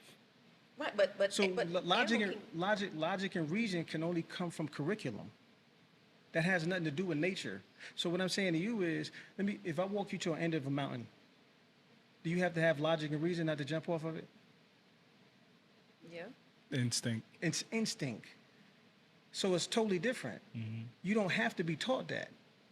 Yeah, our genitals don't have logic and You reason. don't have logic. So what I'm saying to you is, we're taught to think and perform certain ways. So we're taught to think and perform certain ways, like male and women characteristics, right? We're having a conversation around women and men characteristics. You operate a certain way, I operate a certain way, right? That's based on curriculum. We're having debates and discussions based on curriculum. What does your divinity say? What does your divine nature say you're supposed to be like when you meet a man? so. Then why? I know you want to speak. go but ahead, I've Jazz. been Yeah, real let's throw it to patient them, with yeah. y'all and letting y'all speak as ahead, men and Jazz. get your points out. Mm-hmm. When we talk about leaders, doesn't matter if it's a man or a woman. A leader is not just somebody that's leading, but somebody that can also take the back seat and learn. For sure. That's a leader. So, to go on the point of when you were talking about how we've been conditioned to grow up, right? Like girls with the Barbies, even in that, women have been helping with sustaining the cycle of making a man the leader. Okay. Yes. So, with giving you guys the hand up of being that leader, that has trickled down into different consequences, which is a reflection of you as leaders. So, I guarantee if you were leaders that were saying, I'm going to work and I'm going to make this money, and then if your partner too is making that money as well, and you don't see her as a threat, but you see her as, I'm not going to say equal because we're different in our own ways, right? But if you saw it in that way rather than her being competitive to you, and therefore you say, in order to make me feel powerful, you just got to be pretty, you got to be nice, you got to talk to me a certain way, then, you know, that's what works for you as a man. But if you would see it as where you guys can collaborate and help one another, things will look so different. Because then you're understanding from each other. You're able to acknowledge, this is who you are as a woman, this is what you can bring to the table. This is who I am as a man, and this is what I can bring to the table, where you can have productive conversations as to what each other really needs and what they want. Not based on what the society tells you what you should be and how you have to be.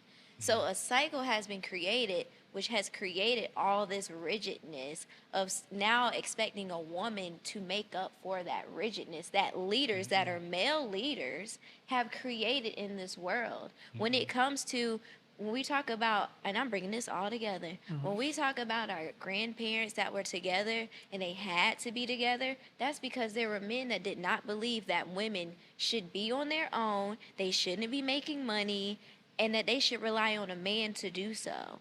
But now when she gets money, or now there's that woman that came out of that situation where she was shamed for making more money or being able to do what a man does, when she has taught another woman, get your money, oh, and she's going for a man that's got the money, now she's a gold digger. Now she's all these different things. That was all a projection and a cycle that was created by male leaders that wanted to feel powerful. Not, it could have been, I'm powerful and you're powerful. How can we be powerful together and make this work? But we have to fix it. And because now we give have to grace. fix it and give grace. No, when no, the no. reality I'm- is we've been giving grace this whole time. It's just you don't recognize it because you're not tapping in a certain part of yourself. You're not allowing yourself to tap into a certain part of yourself, which is the femininity side, and saying, dang, you know what? This is really hard. Let me share this with my lady or a woman that's going to be able to listen to me and talk with me through these things. Because if she's a real woman, she's going to walk you through it. She's going to help you through that, where you don't have to feel like that anymore. But because you're a man and you want to feel powerful and you don't feel like you're good enough, you keep putting this pressure on yourself, and you don't have to do that. I think what's difficult though is like, just like I gave the example with the white women. Women have helped establish and maintain patriarchy as well. 100%. And we don't acknowledge that, right? And the reason why that's important is a lot of times we talk about these things as men created it, so men need to fix it, and then let us know, right? As opposed to acknowledging the ways that we as women have also created and maintained this as well, and how we as women, our preferences, our patterns incentivize the very behavior from men that we claim to not want to see any more of. There's a reason why some of the worst men you'll meet were raised by women. Like, we have to acknowledge the symbiotic relationship. And the only thing I'm saying is, like, going back to the whole nature argument, the reason in nature that the male eats first is because whether you look at the lions, whether you look at primates, the male is tasked with protection. So the reason you feed the male first, it seems like, oh, submission, the whole nine, is no. So he'll have energy in case another lion comes and tries to kill us and eat our shit. Especially with lions, because lions fight to the death. So there's a utility. Even when you look at wolves, right? When a male wolf is challenging another male wolf, the female wolf kind of snuggles under him. And people look at her, oh, she's weak and she's docile. No, she's protecting his neck. There is utility to these positions. Men and women are not equal in position, but they're equal in value. Yeah. And the They're equal in point, what? value. Okay. And the point that I've been making is, number one, women, can you please acknowledge the part that you played in us becoming this? And also acknowledge the part that you're going to have to play for us to be different. Exactly. To get That's outside, it. outside of that. That is it. But I feel What, like if you want to see more effeminate men, if you want to see softer men, if you want to see more intentional men and deliberate men, what needs to happen, instead of all the time, energy, and effort women use to complain about the men who aren't these things, but they're still sleeping with them. Those are the men that still make them moist. Yeah. Those are the men they're going on dates with. Instead of that, maybe, just like with nature, survival of the fittest, women dictate who gets replicated. That's part of y'all's strength. If the female delegation said, we don't want to see no more dark skin motherfuckers. Yeah. In a couple of generations, there will be no more dark skinned people. That's not true. Yes, it is. That's not true. I'm That's using not I'm true. using that as an I example. know you use that. But Yeah. I'm using that as an example because, I I mean, know. skin I is know. different. But my point is the female delegation of any species is tasked with choosing who gets to mate. And who gets to mate gets to replicate. But what is the curriculum that she's following? Because if males are the leaders, you guys are saying this is what we created, so choose from it. Then No, we're gonna no, no, say, no. oh, okay. Like, But if again, she- that goes back to my point. Leadership is not just One side. It's not. it's not not one sided. one-sided. And that's because at the end of the day, it's like, when we blame the president, for instance. Oh, the president did this and did that. No, we have to look at the Senate. We have to look at the House. We have to look at the voters. So similarly, even though men, because we're the leaders, have to own the blame, women have to acknowledge the part that they play. So even with a small example of, I want to see more emotionally intelligent men. That's very simple. Once emotionally unintelligent men stop getting pussy, there will be no more emotionally unintelligent men. That's we power gotta that women fix it. have. So we got to fix No, it. no, no, no, no, That's a great no, no, point. no. No, I'm not saying you have to fix it. I'm saying you have to stop incentivizing it. Because The just thing like is- we're the leaders, thing is we that you follow y'all guys- leadership in different The thing is dynamics that you as guys well. have the power to change it, but don't do it. That's the thing. If you look at society and you look at how the world is going and the world operates, every man in this world, you could probably see, why does he choose his path of success? Every man has to choose what type of business he's going to go in, what type of job he's going to have, because he has to be attractive to a mate. So I guess I don't hang with the men that So- feel this way. I just because so- I'm learning so much at this conversation right here that I did not know about women. that I Yeah, didn't know about because men. I can say that I So- personally met a guy who said, and it's not verbatim, but he was like, based on my fight, he's like, I wanted to find a woman that made me look good Absolutely. because I was not confident enough in my financial status, so I thought that she would make me look better. No, that's bullshit. No, Did you meet but, his dad? I mean, that's what he said to Did you me. meet his dad? Huh? Did you meet his dad? No. That's why. Because he wasn't raised by any male leadership to say some bullshit like that. But No. the thing is, like that's the kind of energy that men are putting out here. Because That they're is being not- raised by y'all. Yeah. That's my point. But in their But they have so at the end of the day, it's still a matter of yes, we women have to acknowledge that we accept and put up with things that cultivate and re-energize these men that quote unquote ain't shit. But we're all adults. Men have to grow up for themselves. They have to Yeah. do the individual work. But we for don't do themselves. that independent. No, and we this don't, is, as you know, as somebody who was born in Africa, this is what breaks my heart about some of the disconnection. So I'm Igbo. And, you know, in Igbo culture, we have different kind of delegations. So we have the chiefs, the older men who, you know, run shit. We have the king and the queen, obviously. But we also have the warriors, that's the youth, the young men, they're the, you know, Shaka Zulu motherfuckers. And then we have a group called Umuada. Umuada translates to first daughters. It's a delegation of women. Okay. Now, on the face, people would assume, oh, the chiefs make all the rules, or the warriors make all the rules because they can fight in the whole nine. But actually, the most powerful group in this, let's say you're running for public office or you're trying to get influence, the first place you have to go is the women. Oh, I know. Why is that? That's right. Because the women control the chiefs and the warriors. Because if they say, y'all not eating this week, what's going to happen? Or if the chiefs on some bullshit and they weaponize the warriors, their sons. So again, women's strength is not in their overt domination. Women's strength is in their influence.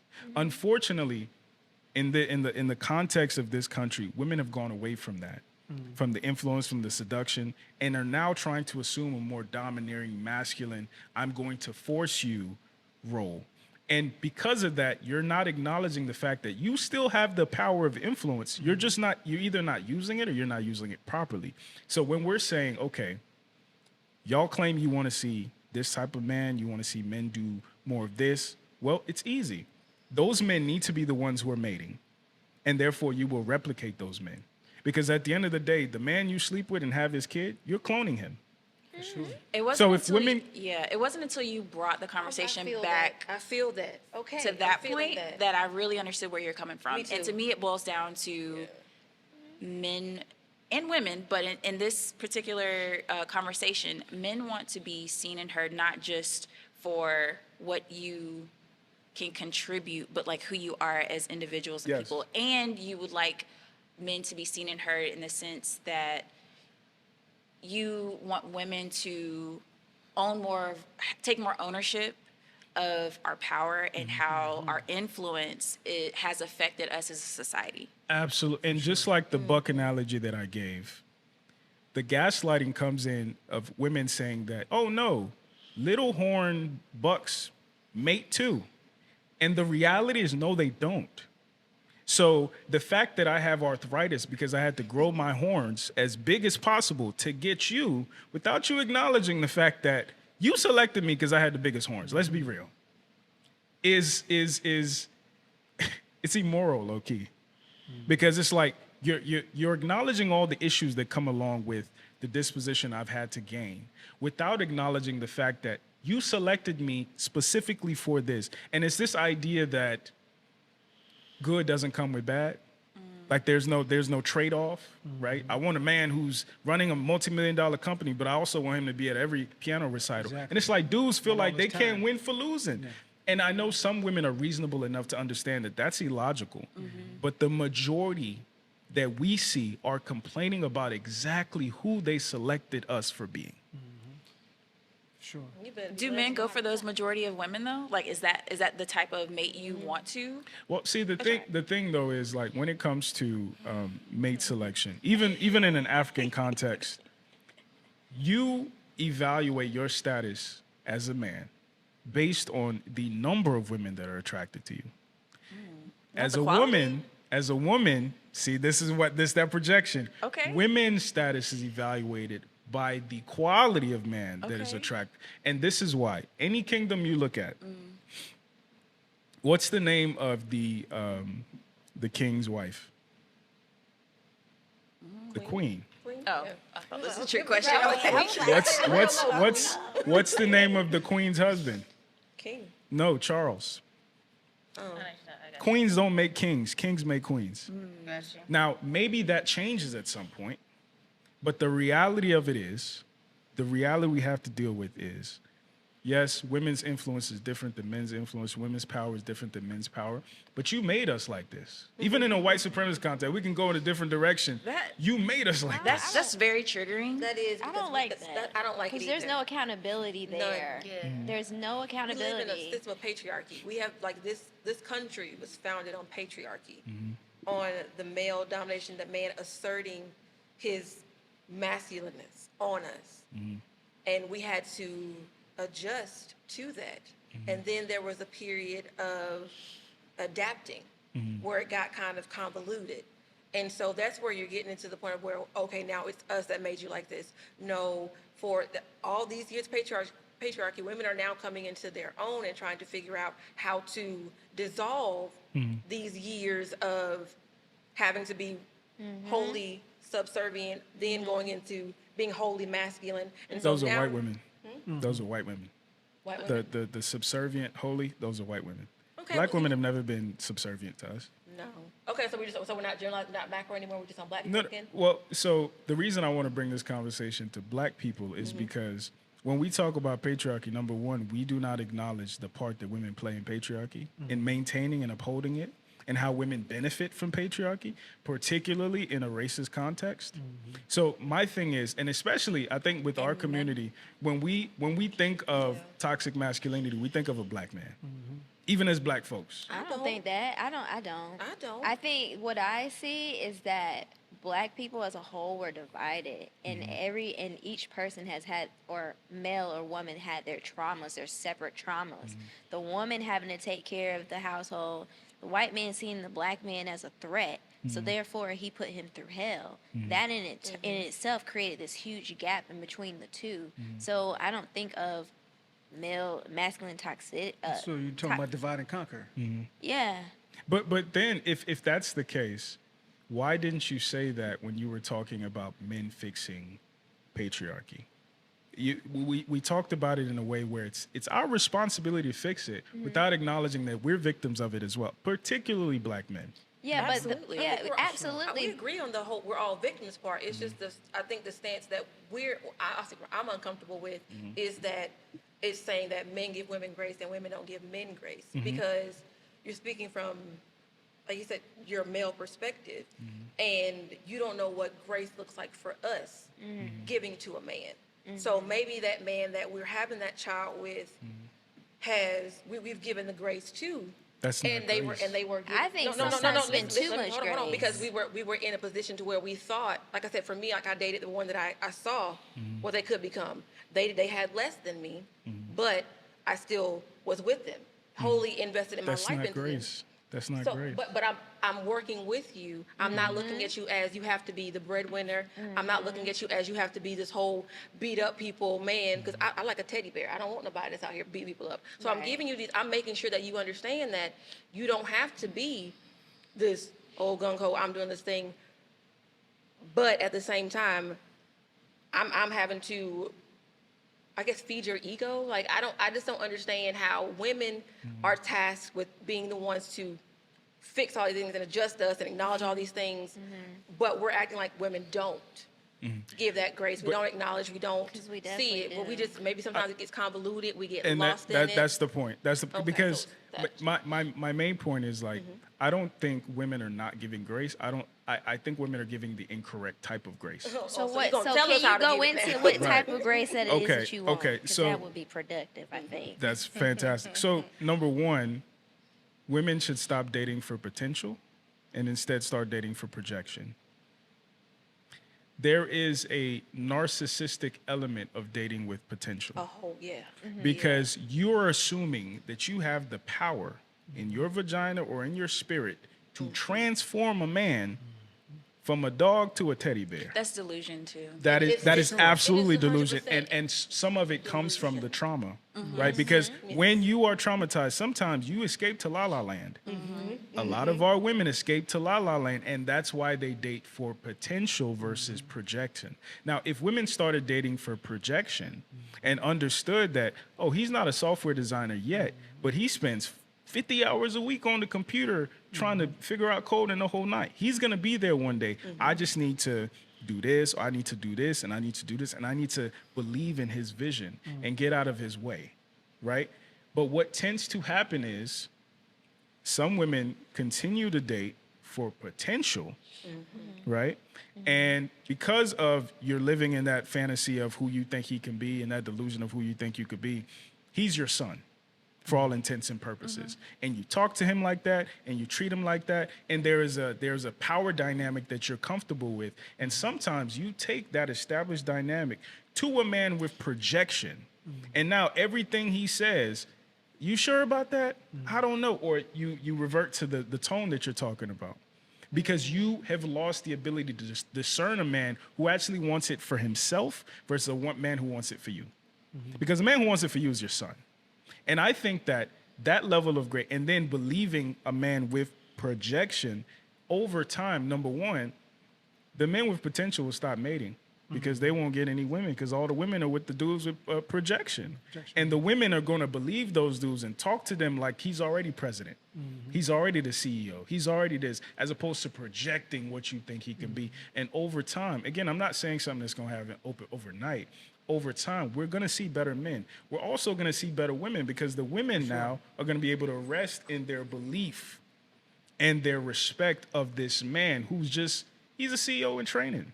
He's a boss in training. He's a president in training. But what we see happen, though, is more of that energy is being put into transforming men who are nowhere near. They don't even have the desire for themselves. So all I'm saying is women are powerful as shit. For sure. But I think some women have lost sight of what your power is and how it's best applied. That's it. I'm gonna be a devil's advocate So because is what about that it? those men you invest in, you spend years with, and then when they have their final moment and they come up, they leave you. Is this for their waiting next to come exhale? up. Waiting to Because, exhale, I baby, hear. she is in my head Listen, burning that car right put now. a pin in Burning that. that Put a car. pin in that. That's gonna be episode 2. Yeah. That's gonna be episode 2. Remember that. Appreciate y'all. Yeah. Thank y'all so much. The Round of ones that applause you for don't y'all, read man. off. This was fantastic. I'm gonna go around. Everybody had final words. So I'm gonna start with you. We're gonna go that way. Any final thoughts? Okay, start with you. Go this way. You got time now. You better come up with something good. Final thoughts. I appreciate the discussion that was had here. I think you all are highly intelligent, thorough people. I appreciate the perspectives definitely the male perspective that came in here today. We held it down too, just two Y'all, of us. okay, this is my moment. You make see My that's bad. what I'm sorry. You see, that's what happens. You try to give them their praise and their grace, and then they have to give it themselves. I'm sorry. So on that note, I'll say this was wonderful. I You can't just wait till next exercise his time. vulnerability. That's a beautiful thing. You just help him exercise his vulnerability. And you see how you twist it back into what you want it to be? Can't win for losing, man. We can't win for losing. It back. Okay. You see, I'm just playing. I'm humbled by you. This was wonderful. Black woman.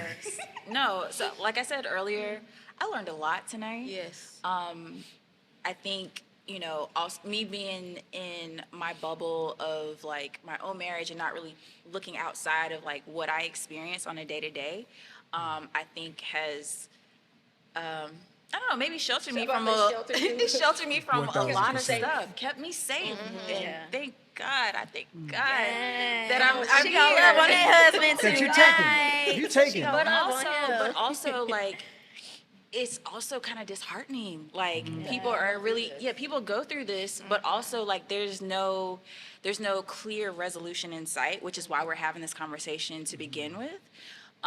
But I go back to, like, we all just want to be seen and heard, y'all. Like, there's a little girl and a little boy in each of us that has, you know, that's still, like, yearning for that in different ways, and it kind of manifests in these relationships. And unfortunately, you know, everybody's human, and we all bring our own baggage to whatever table we're coming to.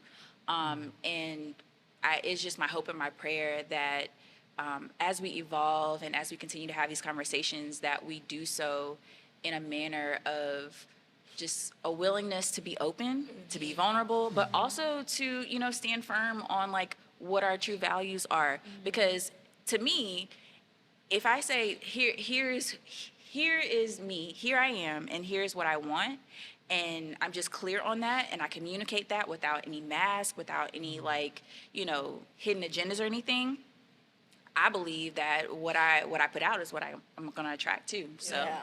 Yeah. That's sure. Yeah. John. Well, I would say, for me, it was beautiful to have the conversation with the ladies and my brother Obi here. I would say that vulnerability is a superpower. Based on it doesn't matter based on a role, you know, whether it's coming from a man or a woman.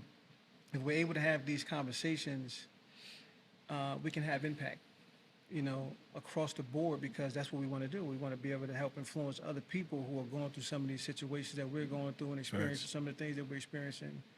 And we want to get the world, the people that's going to watch the podcast, a different trajectory, you know, on how men and women can actually have a conversation about vulnerability and subjecting ourselves to hearing one another versus just hearing ourselves.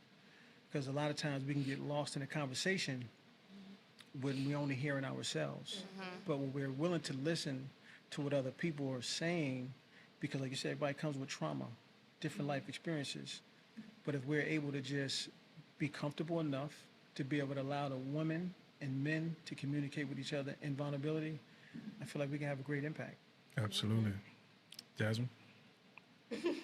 Y'all know as y'all have seen today, I'm very passionate about this stuff.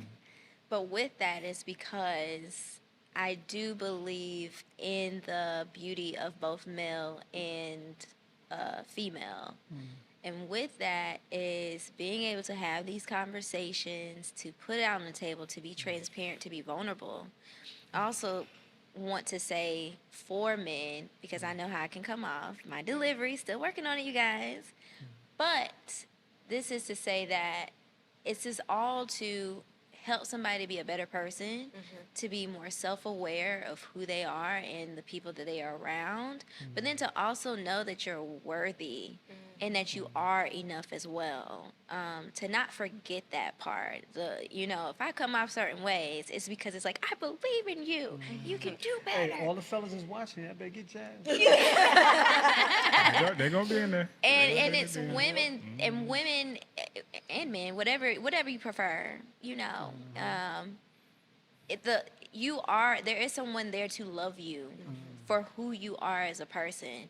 It doesn't mean you can be any kind of way now. Okay, you got to do the work for yourself. You gotta do that, and that's tapping into places that also makes you uncomfortable, and that's okay. But again, I hope that this conversation at least has an impact on one person to want to get uncomfortable and want to be better. So just know that in the future, it's all love, and even present, it's all nothing but love. And I just want you to be better and to be your better self, and that's it. For sure. That's it. All right, now you got it. Hey, you got time. You know what I'm saying? So I'll just say that this was definitely thought provoking, and I think like what I've taken away from it is I think we all want the same thing, like coming from a man perspective, coming from a woman's perspective. I think we all want the same thing. That's respect. I think it's really respect of our differences, but how our differences actually make us very powerful. Like it's something powerful to be a woman and stand in femininity, but it's also something very powerful to be a man and stand in masculinity.